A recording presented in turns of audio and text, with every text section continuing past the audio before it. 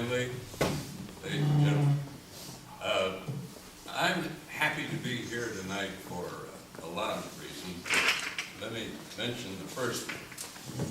This evening is sponsored by NASA as well as the other organizations that have been mentioned. And over 50 years ago, my father helped to raise money for NASA to found a chair of Armenian Studies at Harvard University. And so it gives me a lot of pleasure being able to contribute to NASA also a half century later. If my father were around, I doubt he'd believe it. When I grew up, I was interested in most things that kids are interested in, school, athletics, and all that. And it was only in later life that my heritage, my Armenian background, my Armenian family, the history, long history of this ancient race of people became a matter of real interest and concern to me.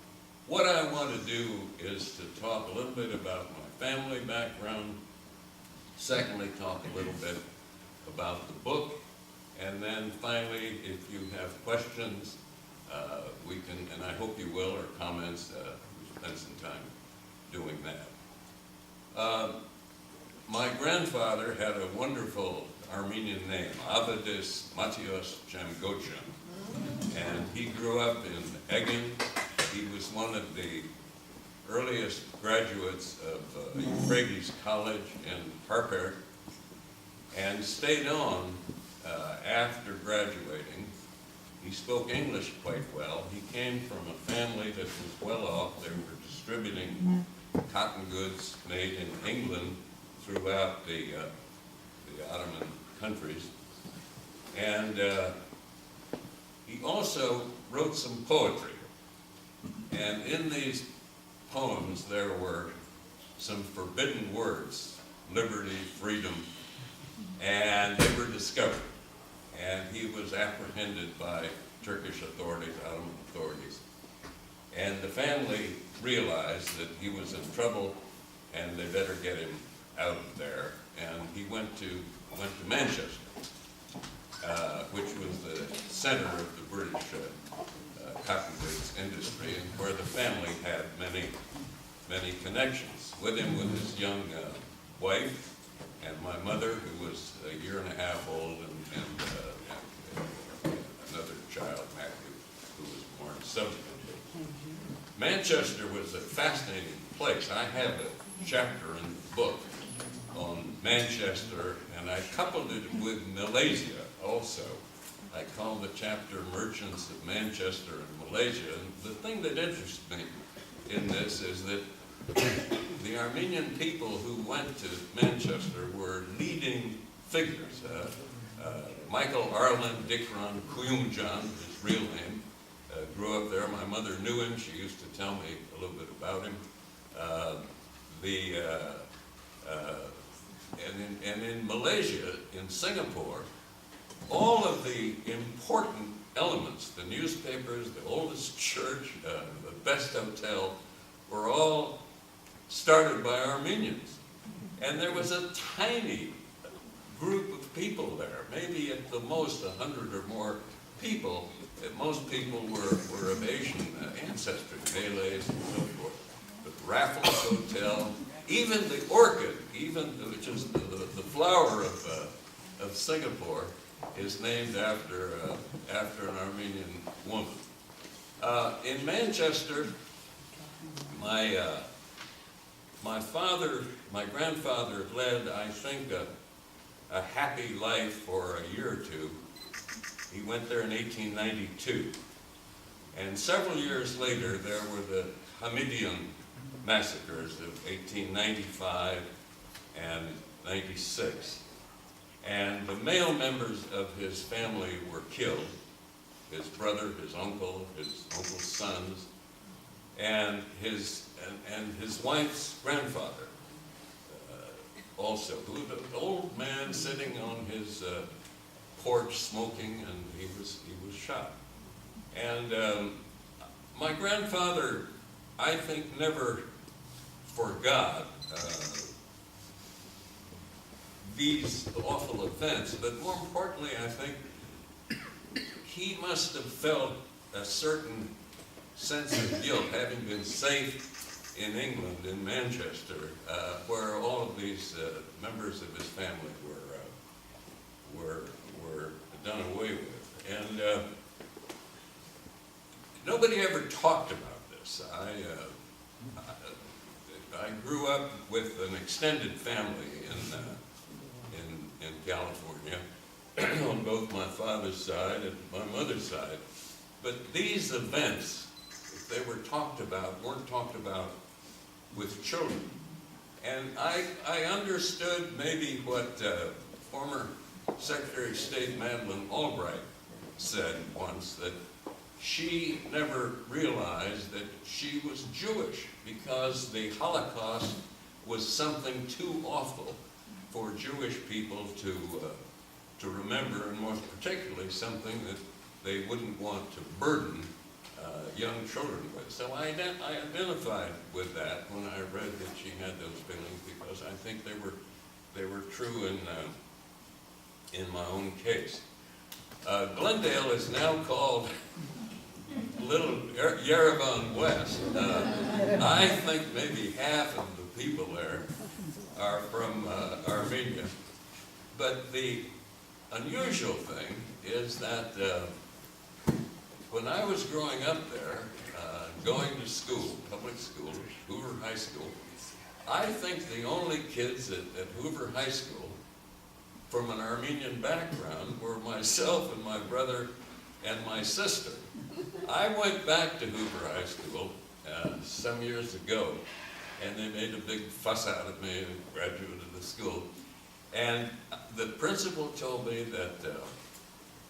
that maybe more than half of the enrolled students were from Armenian homes, and in totality, with the other ethnic groups there, he said 70% of the boys and girls at Hoover High School came from families where English was not the first language. And the contrast from my day, where everybody's name was Mary Jean or Martha Jean or Billie Jean or something or other, and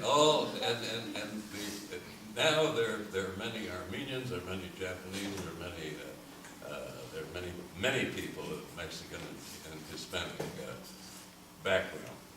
Now, since I'm talking about school, let me read a little bit from the book for a minute here about my early days. And this is a story from kindergarten at the Eugene Field School. Let me just read a paragraph or two. The great conductors of the concert stage were instrumentalists once. Serge Kusevitsky played the double bass, Toscanini was a cellist, and Leopold Stokowski an organist. Before taking up the baton to lead the kindergarten orchestra at the Eugene Field School, I too had been an instrumentalist. I played Quaker Oats box, a percussion instrument consisting of the well-known cardboard cereal container filled with small pebbles. When shaken smartly, it provided a rhythmic counterpart to the other musicians playing their tin gazoos, toy trumpets, and kiddie flutes. On normal school days, the orchestra performed without a leader. On Parents' Day, our teacher thought we should have a proper conductor and chose me, perhaps because I played Quaker Oats box poorly, or as I like to think, because I had demonstrated outstanding leadership qualities, even at that early age. The orchestra members took their places on the small stage, and the parents sat uncomfortably in the little chairs out front, eagerly waiting for the concert to begin. Then the teacher led me to the center of the stage and told me to start the music. I did. Facing the audience, and flapping my arms about me while the kazoos and trumpets and flutes sounded the first notes. The audience, including my parents, began to laugh, and the teacher, seeing the problem, came on stage, turned me around so that I faced the orchestra instead of the assembled audience. None of the kindergarten musicians missed a note, a splendid example of the professionalism that orchestra members are sometimes called upon to demonstrate when the conductor loses his place in the score or commits some other conductorial blunder. I later went to the University of Southern California in Los Angeles, where over the years there have been many, many Armenian people who attended, and many on the faculty, some quite distinguished faculty members. And while I was there, I read an article by Dean Acheson, who was the Secretary of State and earlier had served in President Franklin Roosevelt's administration as an Assistant Secretary of the Treasury Department. And the article that I read by Acheson talked about how rewarding and fulfilling it was to be part of public service, to serve in the government. And it opened my eyes to that possibility, and I said to myself, you know, if I ever have a chance to be in the government, I'm going to want to do it. And that chance came in 1961, after I'd come back from the war, gone to the Harvard Business School, and stayed on the faculty there, and worked for 10 years or so in a management consulting firm that did, among other assignments, some work for the Department of Defense. And I was asked to come into the administration of President Kennedy as an Assistant Secretary of the Army. And I mention this now because it has some bearing on our current situation. Nobody believes me in this period of intense rivalry between the parties and the lack of comedy among them. Nobody believed that I was never asked if I was a Republican or a Democrat. And it's hard to believe, but it's true. And I happen to have been a Democrat. I happen to have voted for President Kennedy, but the question wasn't asked. I mention this just to make an editorial comment now that you know, we have so much more that joins us together as people in this country, rather than those issues that set us apart. And I'm troubled, as my son David is, who writes about this sort of thing frequently, by the fact that we don't seem any longer to find it as compelling to locate that center from which one must govern. You cannot govern from the extremes, whether you're a Democrat or a Republican, whether you're a liberal or a conservative. The genius of government and the splendor of this country is the ability to find that ultimate common ground that we can all agree upon and move forward together. Greg Afnadillion told me that some of you here have been in the government or currently maybe serving in departments of the government, and that I should say something about that. Most of this book is about growing up in California. I told you about my distinguished kindergarten period earlier. But there is one chapter that's quite different, and it's about my boss for 7 of the 8 years I've spent that I spent in the Pentagon, Robert McNamara. In one sense, it doesn't belong in the book because it doesn't really have anything to do with the main themes of the book, but I put it in because I thought it would be an interesting contrast for the reader to see what someone who grows up doing a lot of silly things as a child, humorous things, pleasant things, grows up and does in his adult life. So I put it in for that reason. McNamara was a person who really went to his grave not with much affection or really respect, and it was because of the Vietnam War. He was thought to be the architect of that war. It was called often McNamara's War. And what I write about in this chapter in the book is not about the Vietnam War or that aspect of McNamara's career. I call the chapter The Other McNamara, and I write about his managerial innovations, which were very, very significant and are a part of our government today.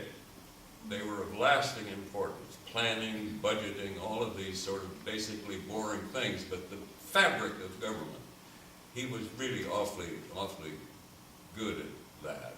We had similar backgrounds. We were both Californians. We'd both gone to college in California universities, and both gone to the Harvard Business School, both been on the faculty there.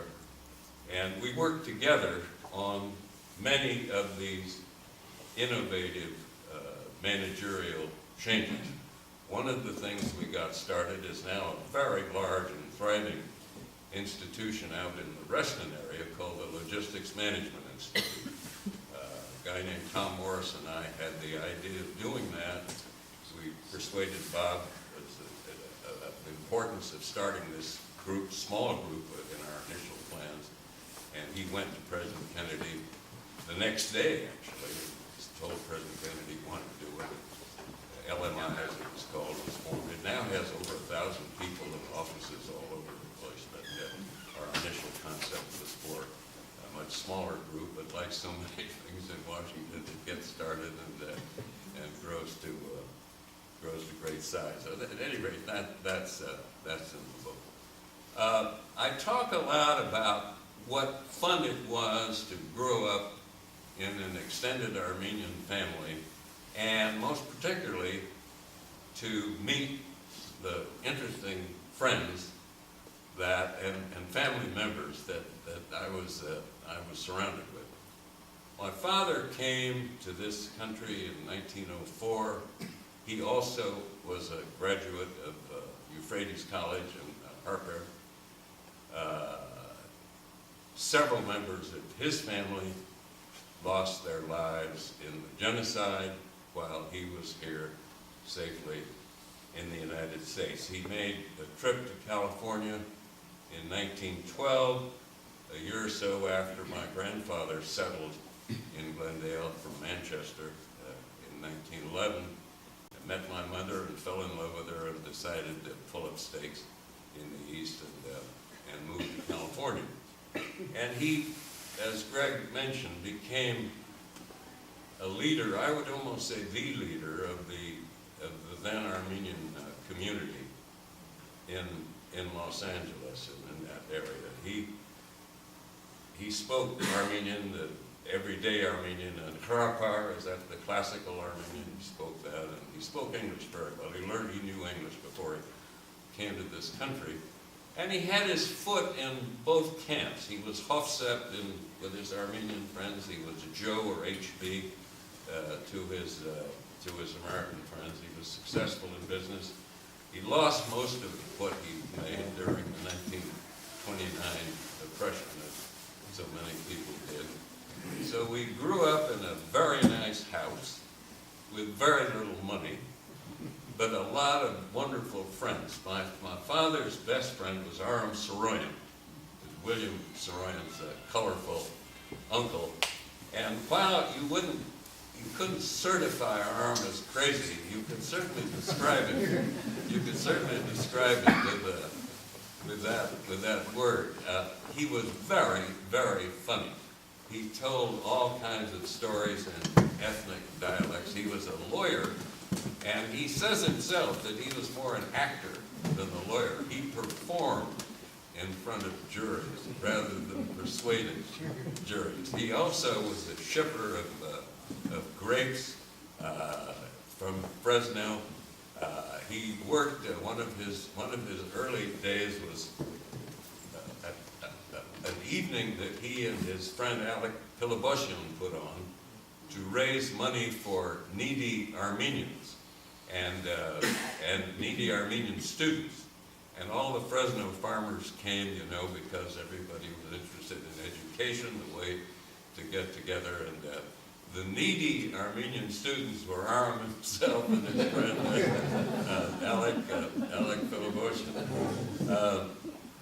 Through Aram Sarayan, I got to know William Sarayan a little bit. In fact, in 1934, at the time his first book, The Daring Young Man on the Flying Trapeze, came out, my parents gave one of the first parties celebrating the evening and the advent of this marvelous new figure on the American literary scene. And there were a whole lot of people around asking Willie, as we call him then, all kinds of questions. And he could have cared less about this. He was actually bored by all of these lectures. And he turned to me at one point. I was 14 years old, and my brother Joe, and he said, "Is there any place in this house where we can get away from all this and read the funny papers?"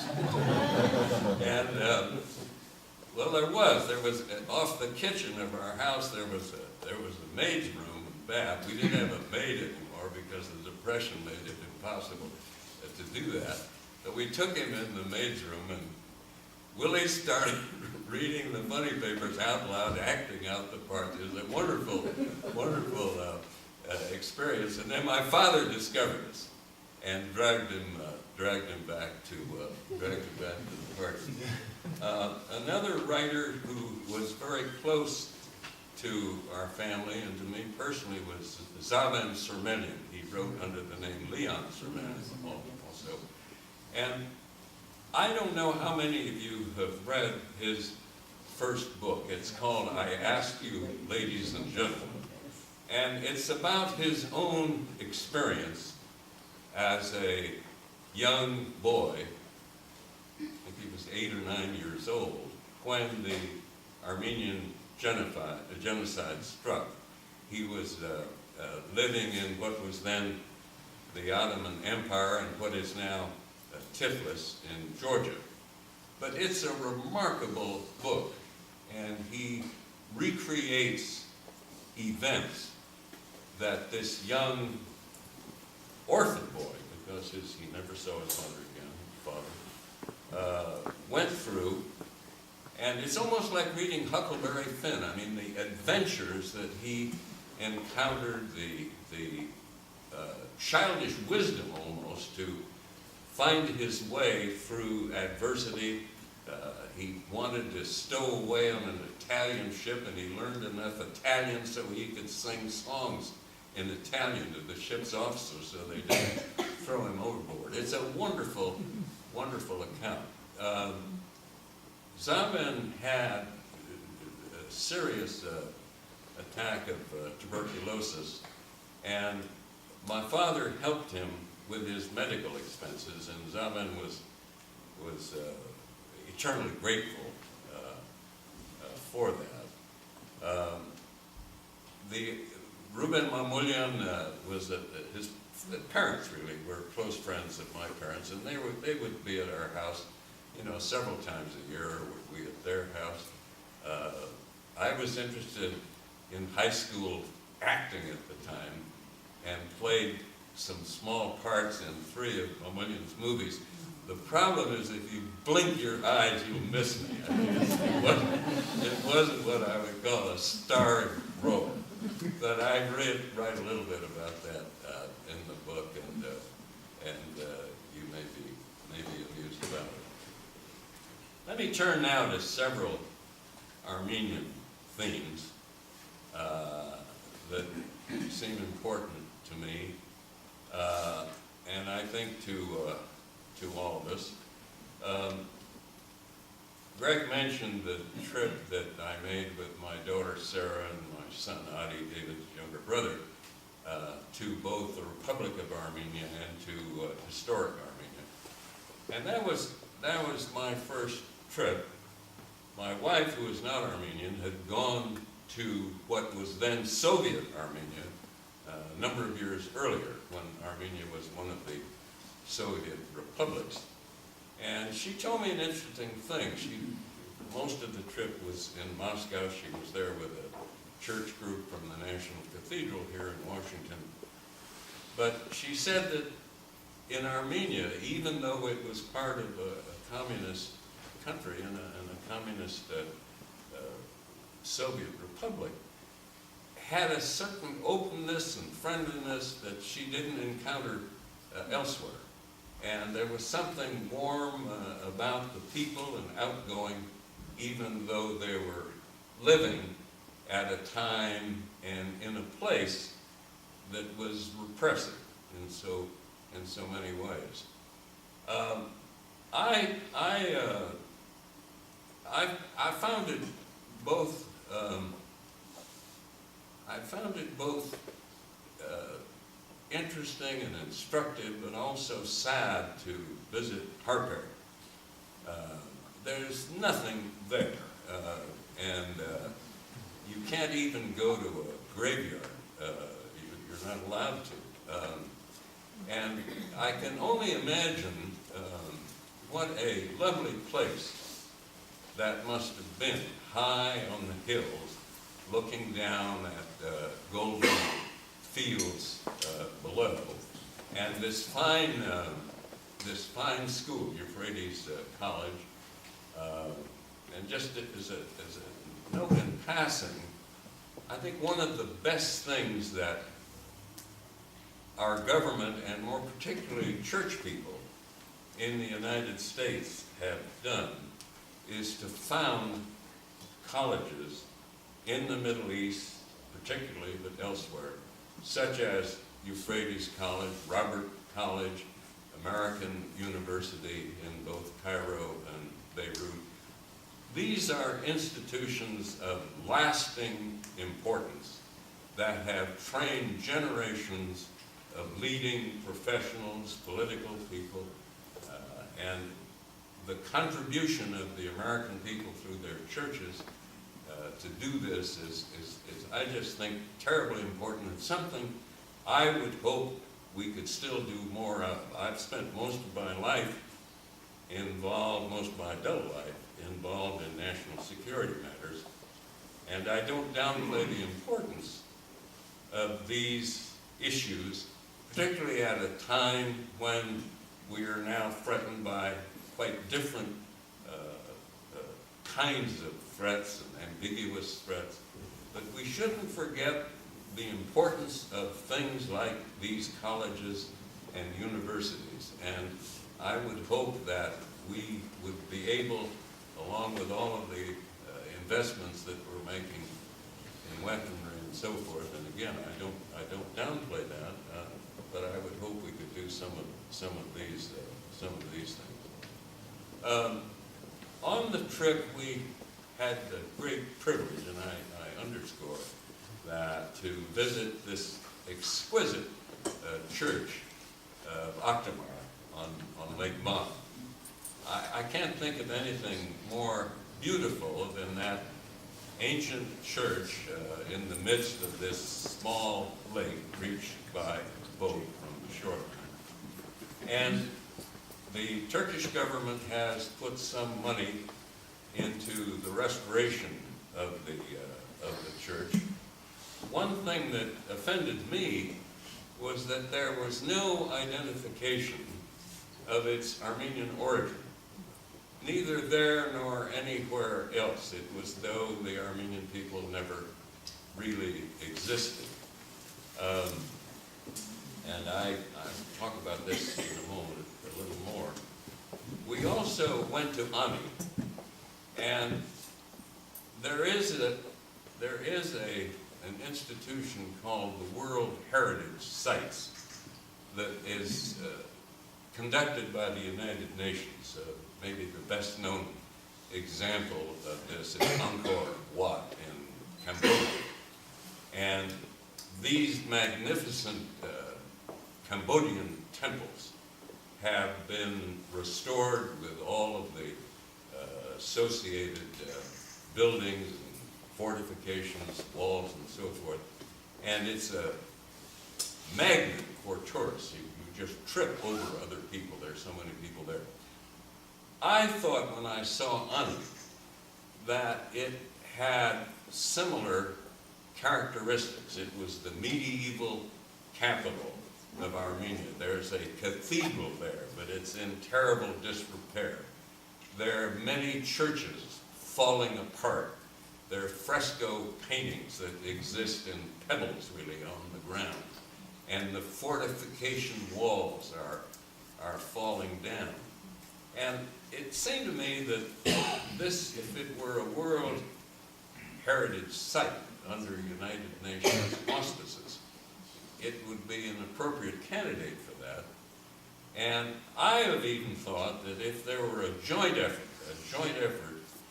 by the Republic of Turkey and the Republic of Armenia working together to restore this place, it might be a good thing looking ahead in time for some kind of honorable and reasonable and believable reconciliation. We're coming on the 100th anniversary of the genocide and the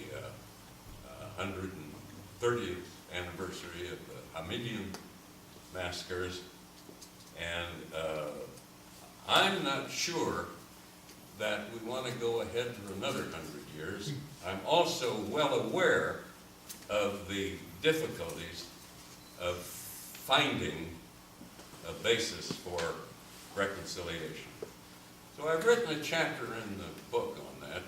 I tried to educate myself a little bit about the history of all of this, the events, the emotions, the political difficulties, to try to think my way through the problem.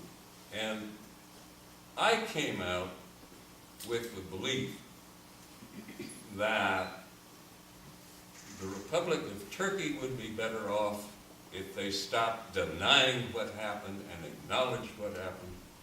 And the Armenian people in the Republic of Armenia and the many Armenians in the diaspora in this country and elsewhere would be better off if the truth finally were faced. Now that was done in Germany. The German people were able to atone for the horrors of their Nazi past. And they hold their heads high today in the community of nations. For many reasons, Turkey has not done that. But it seems to me that it would be better off looking at it from its standpoint first, if it could remove this stain of blood from its history. The most enlightened work I've read about this is by the Turkish historian Taner Akçam, who now is a professor in Worcester, Massachusetts. And he's written a book called A Shameful Act. And Taner Akçam says in that book that the words "a shameful act" were from the lips of Kemal himself. Kemal Atatürk, father of the Turkish people. It was Kemal who described the massacres, genocide of 1915 as a shameful act. And he acknowledged in the parliament and in public that 800,000 Armenians had been deported or killed. That number was the officially recognized number at the time. I mean, numbers vary up to 1.5 million. They're various, nobody knows precisely because of the horror of the whole thing. But 800,000 was the then acknowledged figure. And Kemal said that this shameful act, those were his words, needed to be recognized and acknowledged. And Achim puts a lot of stock in this. He says that here is the father of Turkey, Kemal Atatürk himself, the revered figure, saying this, and he thinks it has important significance for the current leaders of the Republic of Turkey. He also says why he thinks they continue to deny what almost everyone else recognizes as factual and historic events. Achim says that's because some of the very members of the Committee of Union and Progress, the so-called Young Turks who took over after the Ottoman Empire came to an end, were in the government at the time. And Achim says people revere their founders. We revere our Jeffersons and our Franklins and our Adamses, and he says that this is a greatly inhibiting factor. Having said that, there's some signs of improvement. When Hrant Dink, the Armenian editor of Agos magazine, was gunned down by a young man and urged undoubtedly by ultra-nationalists, there was an outpouring of grief and affection. People were saying, we are all Hrant Dink today. There are individuals who, despite Article 301, which makes it a crime to speak at these events, who are willing to speak up. But there's been no systematic effort or expression on the part of the Turkish government to acknowledge this. I hope a way can be found. There's got to be an apology, there's got to be recognition. What else can be done to atone for all of this? I don't know. There have been some efforts with modest success to return Armenian church properties to the Patriarchate in Istanbul.